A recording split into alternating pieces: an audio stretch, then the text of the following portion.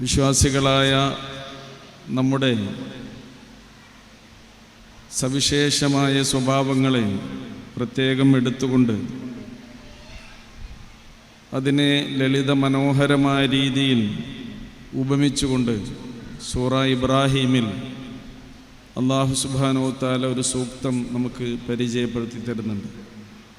അലം തറ കൈഫ ലറബല്ലാഹു മസലൻ കലിമത്തൻ ത്വയ്യിബ കശജറത്തിൻ ത്വയ്യിബ അസ്ലുഹാ സാബിത്തുൻ വഫറൂഹാ ഫിസ്സമാ തുഅതി ഉകുലഹാ കുല്ലഹീനിൻ ബിഇദ്നി റബ്ബിഹാ വയദ്രിബുല്ലാഹുൽ അംസാല ലിന്നാസി ലഅല്ലഹും യതദക്കറൂൻ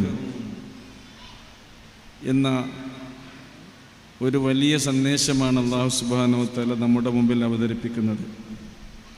ഒരു വിശ്വാസിയെ സംബന്ധിച്ചിടത്തോളം അവൻ്റെ ആദർശം വിശുദ്ധമാണ്, നല്ല ഉറപ്പുള്ളതാണ്, പൊട്ടിപ്പോകാത്തതാണ്.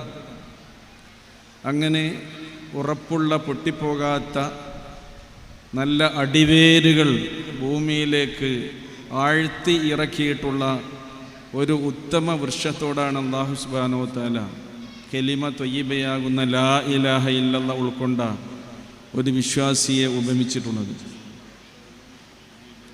ആ വിശ്വാസിയുടെ സവിശേഷത പറയുന്നത് അസ്ലുഹാ സാബിത്ത്, എത്ര വലിയ കൊടുങ്കാറ്റുകൾ ആഞ്ഞടിച്ച് വീശിയാലും, എത്ര വലിയ മലവെള്ളപ്പാച്ചിലുകൾ അതിൻ്റെ നേരെ ഒലിച്ചു വന്നാലും അതിനെ കടപുഴക്കാനോ തള്ളിയിടാനോ കഴിയില്ല.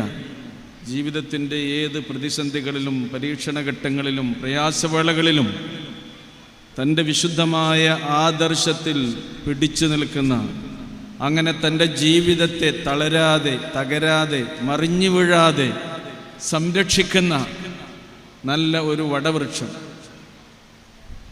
പിന്നീട് അല്ലാഹു പറയുന്നത് വഫർഹു ആഫിസ്സമാ, നമ്മുടെയൊക്കെ ജീവിതമാകുന്ന ആകാശത്തിൽ പടർന്ന് പന്തലിച്ച് നിൽക്കുന്ന ഒരു വലിയ വൃക്ഷം പോലെയാണ് ഒരു വിശ്വാസി എന്നാണ്. തുഅതി ഉകുലഹ കുല്ലഹീനിൻ ബിഇദ്നി റബ്ബിഹ, ആ വൃക്ഷത്തിൻ്റെ പ്രത്യേകത എന്താണെന്നോ, എല്ലാ സമയത്തും അതിൻ്റെ ഫലം അത് നൽകിക്കൊണ്ടേയിരിക്കും. എല്ലാ സമയത്തും രാവും പകലും വ്യത്യാസമില്ലാതെ ഫലം നൽകുന്ന ഒരു വൃക്ഷമായിരിക്കണം ഒരു വിശ്വാസി എന്ന് അല്ലാഹു സുബ്ഹാനഹു വ തആല പറഞ്ഞിട്ടുണ്ടെങ്കിൽ, അതെല്ലാം അല്ലാഹുവിൻ്റെ അനുമതിയോടുകൂടി ഒരു വിശ്വാസി ഇങ്ങനെ ഒരു ജീവിതത്തിന് ഒരുങ്ങുകയാണെങ്കിൽ അവൻ്റെ ജീവിതത്തിൽ അല്ലാഹു സുബ്ഹാനഹു വ തആല നൽകുന്ന തൗഫീഖാണ് ബിഇദ്നി റബ്ബിഹ, അല്ലാഹുവിൻ്റെ അനുമതിയോടുകൂടി അത് നൽകാൻ അവന് സാധിക്കുമെന്നാണ്. ഇതുപോലെയുള്ള വളരെ സുന്ദരമായ ഉപമകളെ അല്ലാഹു നമുക്ക് വിശദീകരിച്ചു തരുന്നത് നമ്മൾ ഈ കാര്യങ്ങളെല്ലാം ചിന്തിച്ച് മനസ്സിലാക്കാൻ വേണ്ടിയാണ് എന്ന് ഖുർആൻ നമുക്ക് പഠിപ്പിച്ചു തരുന്നുണ്ട്.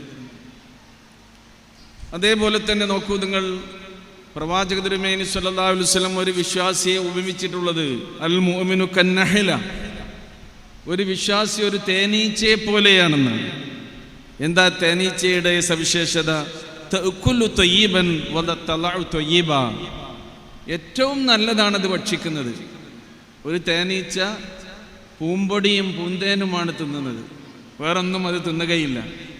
അത് നൽകുന്നതോ ഏറ്റവും നല്ല, ഖുർആൻ ഫീഹി ശിഫാഉൽ ലിന്നാസ്, നിങ്ങൾക്ക് രോഗശമനമുണ്ട് എന്ന് വിശദീകരിച്ച, നമ്മുടെ ശരീരത്തിന് പോഷണവും പോഷകവും ലഭ്യമാകുന്ന വിധത്തിൽ ശമനം നൽകുന്ന തേനാണ് അത് ഉൽപ്പാദിപ്പിക്കുന്നത് എന്നാണ്. അതേപോലെയാകണം ഒരു വിശ്വാസി. നമ്മൾ തിന്നുന്നതും കുടിക്കുന്നതും, നമ്മൾ മറ്റുള്ളവരെ തീറ്റുന്നതും കുടിപ്പിക്കുന്നതും, നമ്മൾ ഉടുക്കുന്നതും മറ്റുള്ളവരെ ഉടുപ്പിക്കുന്നതും, നമ്മൾ യാത്ര ചെയ്യുന്നതും, നമ്മുടെ യാത്രയുടെ ഉദ്ദേശങ്ങളും, നമ്മുടെ അധ്വാനങ്ങളും പരിശ്രമങ്ങളും, ജീവിതത്തിൻ്റെ ചെറുതും വലുതുമായ ഏതേതെല്ലാം തലങ്ങളിൽ ഒരു വിശ്വാസി നിറഞ്ഞു നിൽക്കുന്നുണ്ടോ അവിടെയൊക്കെ ഏറ്റവും നല്ലതിനെ പ്രസരിപ്പിക്കുന്ന, അതിനെ പ്രകാശിപ്പിക്കുന്ന, അത് മാത്രം മറ്റുള്ളവർക്ക് നൽകുന്ന ഒരു രീതിയായിരിക്കണം അവൻ സ്വീകരിക്കേണ്ടത് എന്നാണ് പ്രവാചക തിരുമേനി സ്വല്ലല്ലാഹു അലൈഹി വസല്ലം ഇതിലൂടെ പഠിപ്പിക്കുന്നത്. മാത്രമല്ല നമ്മെക്കൊണ്ട് മറ്റുള്ള ഒരാൾക്കും ഒരു ഉപദ്രവവും ഉണ്ടാകാൻ പാടില്ല. ഒരു തേനീച്ച നോക്കൂ, റസൂലുള്ള പറഞ്ഞത് ഇദാ വഖഅത് അലാ ഊദ്, ഒരു ചെറിയ ചില്ലയിൽ അത് വന്നിരിക്കുകയാണെങ്കിൽ ലം തുക്സിറുഹു, ആ ചില്ല പോലും പൊട്ടിപ്പോവുകയില്ല. തേനീച്ച വന്നിരിക്കുന്നിട്ട് ഒരു ചില്ല പൊട്ടിപ്പോയി എന്ന് ആരെങ്കിലും പറഞ്ഞിട്ടുണ്ടോ? അത്ര സോഫ്റ്റ് ആയിക്കൊണ്ടായിരിക്കും അതിൻ്റെ ഇരുത്തം വരെ എന്നാണ്. മറ്റുള്ളവർക്ക് ഒരു പ്രയാസമോ ബുദ്ധിമുട്ടോ ഉണ്ടാക്കാത്ത വിധത്തിലുള്ള നമ്മൾ അങ്ങനെയായിരിക്കണം. നമ്മുടെ സ്വഭാവങ്ങളും നമ്മുടെ പെരുമാറ്റങ്ങളും നമ്മുടെ വാക്കും നോക്കും നമ്മുടെ സമീപനങ്ങളും നമ്മുടെ ഇടപഴകലുകളും നമ്മുടെ ശീലങ്ങളും ശിഷ്ടങ്ങളും സമ്പ്രദായങ്ങളും നിലപാടുകളും ഇങ്ങനെയായി തീർന്നാൽ എത്ര മനോഹരമാണ് ഒരു വിശ്വാസിയുടെ ജീവിതം എന്ന് നമ്മൾ ആലോചിച്ച് നോക്കൂ. അത് നമുക്കും ഉപകാരമാകും. നമ്മൾ എവിടെയൊക്കെ ചെല്ലുന്നുണ്ടോ അവിടെ ഉള്ളവർക്കെല്ലാം നമ്മളെ കൊണ്ട് ആശ്വാസമാകും. നമ്മുടെ സാന്നിധ്യം അവർ ഏറെ ഇഷ്ടപ്പെടും.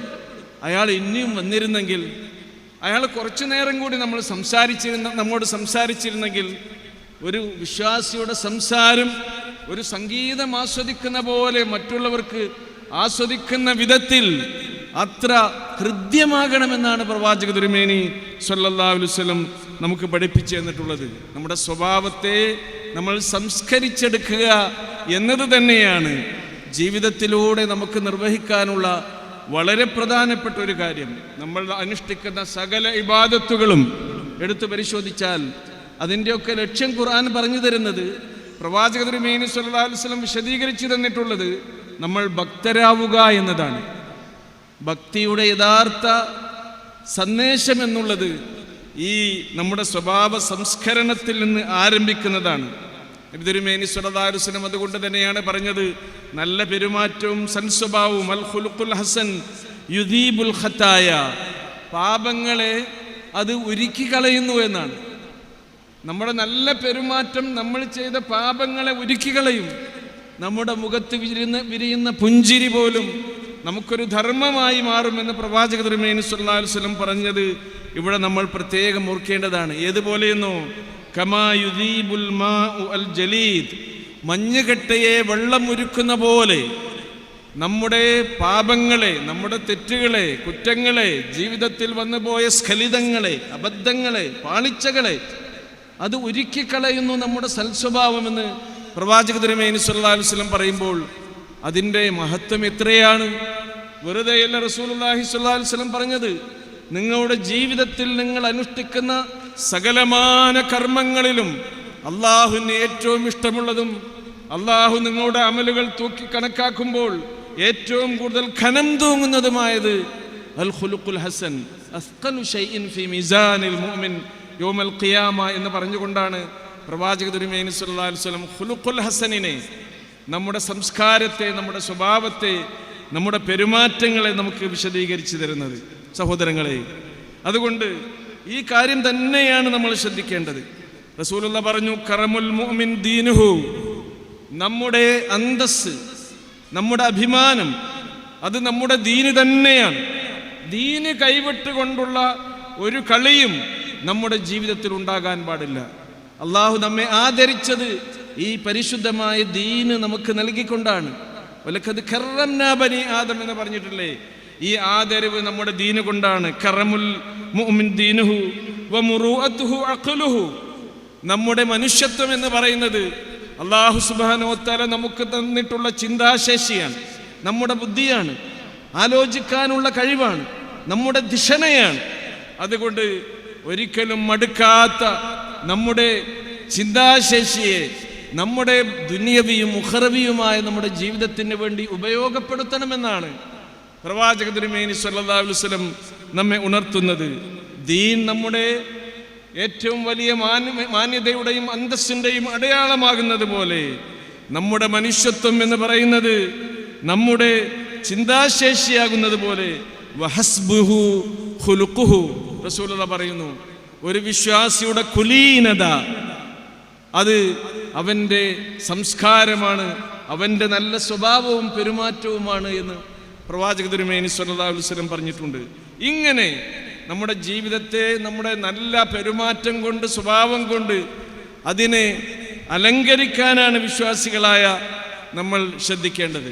നബി തിരുമേനി സ്വല്ലല്ലാഹു അലൈഹി വസല്ലമയിലേക്ക് നമ്മൾ തിരിഞ്ഞു നോക്കിയാൽ കാണാൻ കഴിയും, പ്രവാചകന്റെ ഉന്നതമായ, ഉത്കൃഷ്ടമായ, ഉദാത്തമായ സ്വഭാവ സവിശേഷമാണ് വിശുദ്ധ ഖുർആൻ റസൂൽ കരീം സ്വല്ലല്ലാഹു അലൈഹി വസല്ലമക്ക് നൽകിയിട്ടുള്ള ഏറ്റവും വലിയ ഒരു ഉപഹാരമായി, സമ്മാനമായി നമ്മുടെ മുമ്പിൽ അവതരിപ്പിക്കുന്നത്. വകാന ഖുലുഖുഹു അൽ ഖുർആൻ എന്ന് മഹദി ആയിഷ റളിയല്ലാഹു അൻഹ പ്രവാചക തിരുമേനി സ്വല്ലല്ലാഹു അലൈഹി വസല്ലമയെ കുറിച്ചാണ് പറഞ്ഞിട്ടുള്ളത്. ഖുർആനായിരുന്നു പ്രവാചകന്റെ ഖുലുഖ്, സ്വഭാവം എന്ന് പറയുമ്പോൾ എന്താണ് നമ്മൾ അതിൽ നിന്ന് മനസ്സിലാക്കേണ്ടത്? വിശുദ്ധ ഖുർആനിന്റെ ഓരോ ആയത്തുകളും ജീവിതത്തിൽ ആവിഷ്കരിച്ചെടുക്കാനുള്ള നിമിഷങ്ങളായിക്കൊണ്ടാണ് ഒരു വിശ്വാസി സ്വീകരിക്കേണ്ടത് എന്നാണ്. നമ്മൾ ഖുർആൻ പാരായണം ചെയ്യുന്നു, ഈ ഖുർആനിൽ പറഞ്ഞിട്ടുള്ള ഓരോ കാര്യങ്ങളും കർമ്മങ്ങളും സഹാബത്ത് ആ ഒരു രീതിയായിരുന്നു സ്വീകരിച്ചിരുന്നത്. മഹാനായ അബ്ദുല്ലാഹി ഇബ്നു മസ്ഊദ് റളിയല്ലാഹു അൻഹു പറയുന്നുണ്ട്, പ്രവാചക തിരുമേനി സ്വല്ലല്ലാഹു അലൈഹി വസല്ലമയുടെ തിരുസദസ്സിൽ നിന്ന് 10 ആയത്തുകൾ ഞങ്ങൾ പഠിക്കുകയാണെങ്കിൽ അതിൻ്റെ ആശയങ്ങൾ ഗ്രഹിച്ചുകൊണ്ട് അത് ജീവിതത്തിൽ പ്രയോഗവൽക്കരിച്ച് പ്രാവർത്തികമാക്കിയതിന് ശേഷമല്ലാതെ 11ാമത്തെ ഒരായത്ത് ഞങ്ങൾ പഠിച്ചിരുന്നില്ല എന്ന്. സുബ്ഹാനല്ലാഹ്, നമ്മളത് ആലോചിച്ച് നോക്കൂ സഹോദരങ്ങളെ. ഖുർആൻ എന്ന് പറഞ്ഞാൽ ജീവിതത്തെ അള്ളാഹു നമ്മിൽ നിന്ന് ഇഷ്ടപ്പെടുന്നത് പോലെ ആവിഷ്കരിച്ചെടുക്കാനുള്ള അർത്ഥഗർഭമായ ആശയമായി സ്വീകരിക്കണം എന്നതാണ് മഹദി ആയിഷ റളിയല്ലാഹു അൻഹയുടെ ഈ പ്രസ്താവനയിൽ നിന്ന് നമുക്ക് മനസ്സിലാക്കാൻ കഴിയുന്നത്.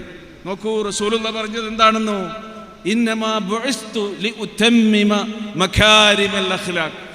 പ്രവാചകന്റെ നിയോഗം, അതിനെക്കുറിച്ച് പരിചയപ്പെടുത്തിക്കൊണ്ട് റസൂലുള്ളാഹി തന്നെ പറയുന്നത് എന്താണെന്നോ, ഞാൻ നിയോഗിതനായിട്ടുള്ളത് ഏറ്റവും ഉത്കൃഷ്ടമായ, ഉന്നതമായ, ഉദാത്തമായ സ്വഭാവ സംസ്കാര ശീലങ്ങൾ പൂർത്തീകരിക്കാൻ വേണ്ടിയാണെന്നാണ്.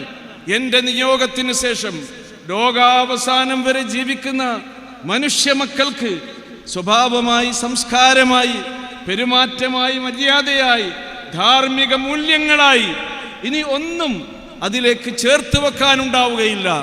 സുബ്ഹാനല്ലാഹ്, നോക്കുക നിങ്ങൾ, വിശുദ്ധ ഖുർആൻ നമുക്ക് പഠിപ്പിച്ചു തന്ന ഓരോ ആയത്തുകളുടെയും പ്രയോഗവൽക്കരണമായിരുന്നു പ്രവാചക തിരുമേനി സ്വല്ലല്ലാഹു അലൈഹി വസല്ലമയുടെ ജീവിതം. 23 വർഷ കാലഘട്ടത്തിനുള്ളിൽ ആരംഭിച്ചത് മുതൽ അവസാനിക്കുന്നത് വരെ സന്തോഷപൂർവം ആ ആയത്തുകളെ നെഞ്ചേറ്റിക്കൊണ്ട് റസൂലുള്ളാഹി അതിനെല്ലാം തന്നെ നടപ്പിൽ വരുത്തുകയാണ് ചെയ്യുന്നത്. ഇതാണ് ലോകത്തിന് ഏറ്റവും വലിയ അത്ഭുതകരമായ, അതിശയകരമായ ഒരു സംഭവമായി വിശുദ്ധ ഖുർആനിന്റെ അവതരണവും പ്രവാചകൻ സ്വല്ലല്ലാഹു അലൈഹി വസല്ലമയുടെ ജീവിതവും മാറി തീരുകയും മാറ്റിമറിക്കാൻ കഴിയുകയും ചെയ്തിട്ടുള്ളത്. സഹോദരങ്ങളെ, ഞാൻ ചുരുക്കുകയാണ്. അതുകൊണ്ട് തന്നെ ഈ സന്ദർഭത്തിൽ നമ്മൾ ശ്രദ്ധിക്കുക, നമ്മൾ മറ്റുള്ളവരോട് സംസാരിക്കുമ്പോൾ, പെരുമാറുമ്പോൾ, ഇടപഴകുമ്പോൾ നമ്മളെക്കുറിച്ച് അവരുടെ മനസ്സുകളിൽ വെറുപ്പില്ലാതിരിക്കാനാണ് നമ്മൾ ശ്രദ്ധിക്കേണ്ടത്. കാരണം എന്താണെന്നോ, നമ്മളെന്താ ആഗ്രഹിക്കുന്നത്? മറ്റുള്ള ആളുകൾ നമ്മളോട് പെരുമാറുമ്പോൾ തീർച്ചയായും അവരിൽ നിന്ന് ഏറ്റവും നല്ല സംസാരം, ഏറ്റവും നല്ല പെരുമാറ്റം, ഏറ്റവും നല്ല സമീപനങ്ങൾ, ഏറ്റവും നല്ല സ്വീകരണം, നമ്മളെ മറ്റുള്ളവരെല്ലാം ആദരിക്കണമെന്നും അംഗീകരിക്കണമെന്നും സ്നേഹിക്കണമെന്നും നമ്മൾ പറയുന്ന കാര്യങ്ങൾ വിലമതിക്കണമെന്നുമൊക്കെ നമ്മൾ കൊതിക്കുന്നുവെങ്കിൽ എന്ത് വേണം? നമുക്കത് കിട്ടണമെങ്കിൽ എന്ത് വേണം? മറ്റുള്ളവരെ ആദരിക്കാനും ബഹുമാനിക്കാനും അംഗീകരിക്കാനും അവരുടെ വാക്കുകൾക്ക് കാതുകൊടുക്കാനും അവരെ പരിഗണിക്കാനും അവരെ സ്നേഹിക്കാനും അവരെ ചേർത്ത് നിർത്താനും നമുക്ക് കഴിയണം. നമുക്ക് മാത്രം കിട്ടിയാൽ മതിയോ? നമ്മളിലുള്ളത് മറ്റുള്ളവർക്കും നമ്മൾ കൊടുക്കണ്ടേ? അതാണ് നബി തിരുമേനി സ്വല്ലല്ലാഹു അലൈഹി വസല്ലമയെ അല്ലാഹു സുബ്ഹാനഹു വ തആല ലോകത്തിന് മുഴുവൻ സംസ്കാരങ്ങളുടെയും സ്വഭാവശീലങ്ങളുടെയും പൂർത്തീകരണത്തിന് വേണ്ടി നിയോഗിതനായ റസൂലുള്ളാഹി സ്വല്ലല്ലാഹു അലൈഹി വസല്ലമയിൽ ചെറിയ ഒരു പിഴവ് എന്ന് പറയാൻ പറ്റില്ല. ഇതിൽ നിന്ന് എന്തെങ്കിലും മറ്റുള്ളവർക്ക് പ്രയാസകരമായ ഒന്നുണ്ടായ സന്ദർഭത്തിൽ അല്ലാഹു സുബ്ഹാനഹു വ തആല ഇടപെട്ടൊരു സംഭവം നമുക്കൊക്കെ അറിയാവുന്നതാണ്. നമുക്ക് മനഃപ്പാഠമുള്ള വിശുദ്ധ ഖുർആനിലെ ഒരു അധ്യായമാണ് സൂറത്തു അബസ. 114 അധ്യായങ്ങളാണ് വിശുദ്ധ ഖുർആനിലുള്ളത്. അതെല്ലാം ഓരോ നാമങ്ങളാണ്, നൗണുകളാണ്, അസ്മാകളാണ്. 113 ഒരു അധ്യായത്തിൻ്റെ പേരൊഴികെ അതൊരു വെർബാണ്, അതൊരു ക്രിയയാണ്. അത് നമ്മുടെ ജീവിതത്തിൽ ഉണ്ടാകാൻ പാടില്ലാത്തൊരു ക്രിയയാണ്. ഏതാണ് ആ ക്രിയ? അബസ. ഒരു സൂറയുടെ പേരാണ് അബസ, മുഖം ചുളിച്ചു എന്നതാണ്. നോക്കൂ, ഈ സൂറ അവതരിക്കാനുള്ള പശ്ചാത്തലം നമുക്കൊക്കെ അറിയാം. പ്രവാചക തിരുമേനി സ്വല്ലല്ലാഹു അലൈഹി വസല്ലം ഖുറൈശി പ്രമുഖരായ പ്രമാണിമാരായ കാര്യപ്പെട്ട ആളുകളുമായി ദീനിന്റെ കാര്യങ്ങൾ ഡിസ്കസ് ചെയ്യുകയാണ്. നബിക്ക് വലിയ പ്രതീക്ഷയുണ്ട്. ഗോത്ര തലവകന്മാരും നായകന്മാരുമാണ് അവരുടെ കൂട്ടത്തിലുള്ളത്. അവരെങ്ങാനും ഇസ്ലാമിലേക്ക് കടന്നു വന്നാൽ ഒരു ഗോത്രം മുഴുവൻ ഇസ്ലാം സ്വീകരിക്കുന്ന അനുഗ്രഹീതമായ അവസ്ഥയുണ്ടാകും. പ്രതീക്ഷയോടുകൂടി റസൂലുള്ള അവരുമായി സംവദിക്കുകയാണ്. ആ സന്ദർഭത്തിലാണ് തൻ്റെ പ്രിയങ്കരനായ അരുമ ശിഷ്യൻ അബ്ദുല്ലാഹിബ്നു ഉമ്മ മക്തൂം റളിയല്ലാഹു അൻഹു കടന്നു വരുന്നത്. അദ്ദേഹത്തിന്റെ ആവശ്യം എന്താണെന്നോ? അല്ലിംനി മിമ്മാ അല്ലമക്കല്ലാഹു യാ റസൂലല്ലാഹ്, തിരുദൂതരെ, അള്ളാഹു നിങ്ങൾക്ക് പഠിപ്പിച്ചു തന്ന ഖുർആനിക വിജ്ഞാനങ്ങളിൽ നിന്ന് എനിക്കും കുറച്ച് പഠിപ്പിച്ചു തരൂ. അദ്ദേഹം സന്നിഹിതനല്ലാത്ത അതിൻ്റെ ശേഷം അവതീർണമായ ആയത്തുകളെ ചോദിച്ചാണ് അദ്ദേഹം വരുന്നത്. ഈ സദസ്സിന്റെ സീരിയസ്നെസ്, നബി സല്ലല്ലാഹു അലൈഹി വസല്ലം ആരോടൊക്കെയാണ് സംസാരിക്കുന്നത് എന്നൊന്നും അന്ധനായ അദ്ദേഹത്തിന് കാണാൻ കഴിയുന്നില്ല. കയറി വരികയാണ്. റസൂലിന്റെ മനസ്സിൽ അപ്പോൾ ചെറിയൊരു തോന്നലേ ഉണ്ടായിട്ടുള്ളൂ, ഒരു ചെറിയ തോന്നൽ. ഈ നേരത്ത് വരേണ്ടിയില്ലായിരുന്നു, എന്തിനാ ഇപ്പൊ കയറി വന്നത് എന്ന ഒരു ചെറിയ നീരസം. ആ നീരസത്തിന്റെ ഭാഗമായി റസൂൽ കരീം സല്ലല്ലാഹു അലൈഹി വസല്ലമയുടെ നെറ്റിയിൽ വീണ ചുളിവുകളെ നിവർത്താൻ വാനലോകത്ത് നിന്ന് അല്ലാഹു സുബ്ഹാനഹു വ തആല 10 സൂക്തങ്ങളാണ് അവതരിപ്പിച്ചത്. നെറ്റിയിൽ വീണ ഒരു ചുളിവ് നികത്താൻ റസൂലുള്ളാഹി സ്വല്ലല്ലാഹു അലൈഹി വസല്ലമയുടെ ഈ ചുളിവ് നിവർത്താൻ 10 ആയത്തുകൾ അല്ലാഹു സുബ്ഹാനഹു വ തആല അവതരിപ്പിച്ചിട്ടുണ്ടെങ്കിൽ അബസ വതവല്ല അൻ ജാഅഹുൽ അഅമ, നിങ്ങൾക്ക് മനപ്പാടമുള്ള ഈ ആയത്തുകളാണെന്ന് പാരായണം ചെയ്ത് നോക്കൂ. റസൂൽ കരീം സല്ലല്ലാഹു അലൈഹി വസല്ലമയിൽ നിന്ന് അതുപോലും ഉണ്ടാകാൻ പാടില്ല. ആർക്ക് നേരെയും നമ്മൾ നെറ്റി ചുളിക്കാൻ പാടില്ല, നമ്മൾ മുഖം കോട്ടാൻ പാടില്ല, മറ്റുള്ളവരെ ഇകഴ്ത്താനോ ഇടിച്ചു താഴ്ത്താനോ പാടില്ല. വാക്കുകൾ കൊണ്ടെന്നല്ല, നമ്മുടെ ശരീരഭാഷകൾ കൊണ്ടും നമ്മുടെ ബോഡി ലാംഗ്വേജിനെ കുറിച്ച് വിശുദ്ധ ഖുർആൻ സംസാരിക്കുന്നുണ്ട്. ഒരു വിശ്വാസിയുടെ ശരീരഭാഷ എത്രമേൽ വിശുദ്ധമാകണം. ഞാൻ എണ്ണിയിടത്തോളം ഒരു 17ഓളം ആയത്തുകളിൽ അതിനുള്ള സൂചനകളുണ്ട്. നമ്മുടെ ബോഡി ലാംഗ്വേജ് ശരിപ്പെടുത്താൻ വേണ്ടിയാണിത്. നോക്കുക നിങ്ങൾ, ഇങ്ങനെ നമ്മൾ ഉന്നതന്മാരായ ആളുകളായി മാറണമെന്നാണ് അള്ളാഹു നമ്മിൽ നിന്ന് ആഗ്രഹിക്കുന്നത്.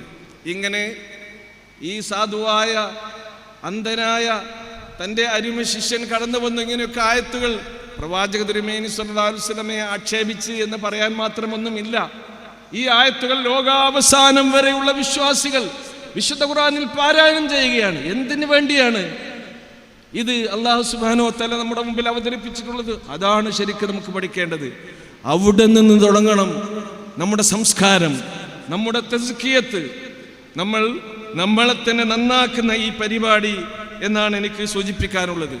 പിന്നീട് അബ്ദുല്ലാഹിബ്നു ഉമ്മ മക്തൂം റളിയല്ലാഹു അൻഹു പ്രവാചക സദസ്സിലേക്ക് കടന്നു വരുമ്പോൾ റസൂൽ എങ്ങനെയാണ് സ്വീകരിച്ചതെന്നൊന്ന്, ആൾക്കാരിടയിൽ വെച്ച് നമ്മൾ ആരുടെയെങ്കിലും വാക്കുകളാൽ ഇങ്ങനെ ആക്ഷേപിക്കപ്പെട്ടിട്ടുണ്ടെങ്കിൽ, നമ്മളെ ആക്ഷേപിച്ച ഒരാൾ പിന്നെ നമ്മൾ ആക്ഷേപിക്കപ്പെടാൻ കാരണക്കാരനായ ഒരാൾ പിന്നെ കടന്നു വരുമ്പോൾ അയാളെ കുറിച്ച് നമ്മുടെ മനസ്സിൽ ധാരണ എന്താവും? ഓ, അയാൾ വരുന്നുണ്ട് എന്നായിരിക്കുമല്ലോ. പക്ഷേ റസൂലുള്ള നോക്കൂ നിങ്ങൾ, പിന്നീട് അബ്ദുല്ലാഹിബ്നു ഉമ്മ മക്തൂം റളിയല്ലാഹു അൻഹു സദസ്സിലേക്ക് കടന്നു വരുമ്പോഴെല്ലാം തന്നെ പ്രവാചകന്റെ മനസ്സ് നിറയുന്നു.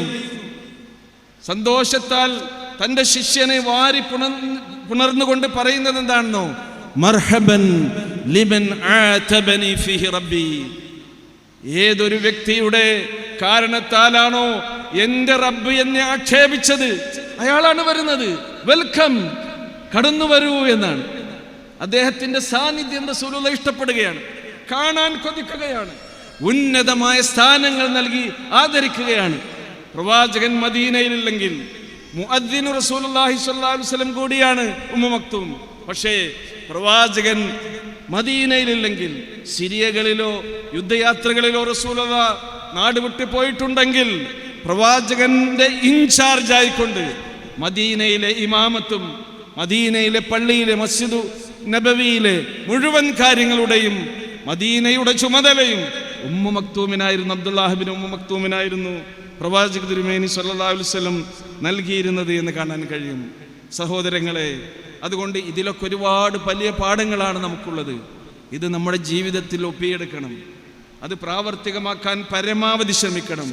നാം അനുഷ്ഠിക്കുന്ന നോമ്പ് പോലെ, നാം നിസ്കരിക്കുന്ന നമ്മുടെ തറാവീഹ് ഖിയാമുൽ ലൈൽ നമസ്കാരം പോലെ, നാം പാരായണം ചെയ്തു തീർക്കുന്ന വിശുദ്ധ ഖുർആനിലെ സൂക്തങ്ങളും സൂറകളും പോലെ അതിനേക്കാളെല്ലാം ശ്രേഷ്ഠമായി നമ്മൾ ജീവിതത്തിൽ പകർത്തേണ്ട ഒരു വലിയ കാര്യം തന്നെയാണ് നമ്മുടെ സ്വഭാവത്തെ നല്ല നിലയിൽ സംസ്കരിച്ച് കടഞ്ഞെടുക്കുക എന്നുള്ളത്.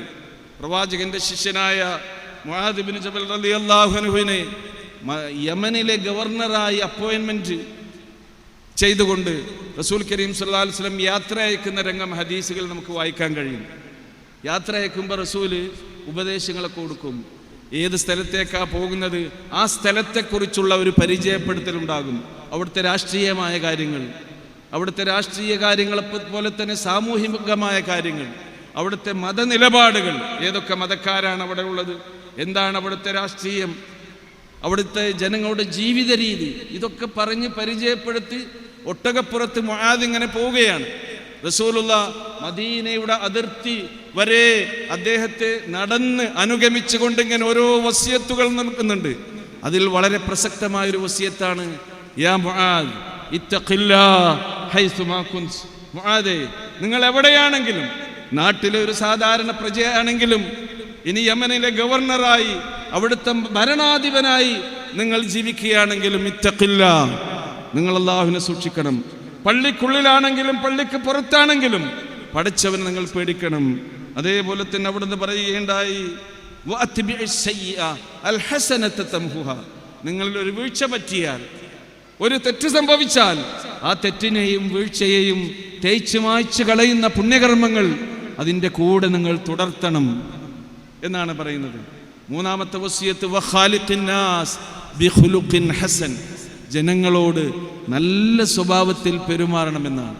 അതുകൊണ്ട് തന്നെ നമ്മുടെ ഐഡന്റിറ്റിയായി, നമ്മുടെ ഏറ്റവും നേരത്തെ വിശേഷിപ്പിച്ചതുപോലെ നമ്മുടെ മുറൂഅത്തായി, നമ്മുടെ ദീനായി, നമ്മുടെ കറമായി നമ്മൾ ഉൾക്കൊള്ളേണ്ടത് നമ്മുടെ നല്ല ശീലങ്ങളും സ്വഭാവങ്ങളുമാകണം. അങ്ങനെ അല്ലാഹു സുബ്ഹാനഹു വ തആല അവൻ ഇഷ്ടപ്പെടുന്ന നല്ല അടിമകളായി ജീവിച്ചു മരിക്കാൻ നമുക്കെല്ലാവർക്കും തൗഫീഖ് നൽകി അനുഗ്രഹിക്കുമാറാകട്ടെ.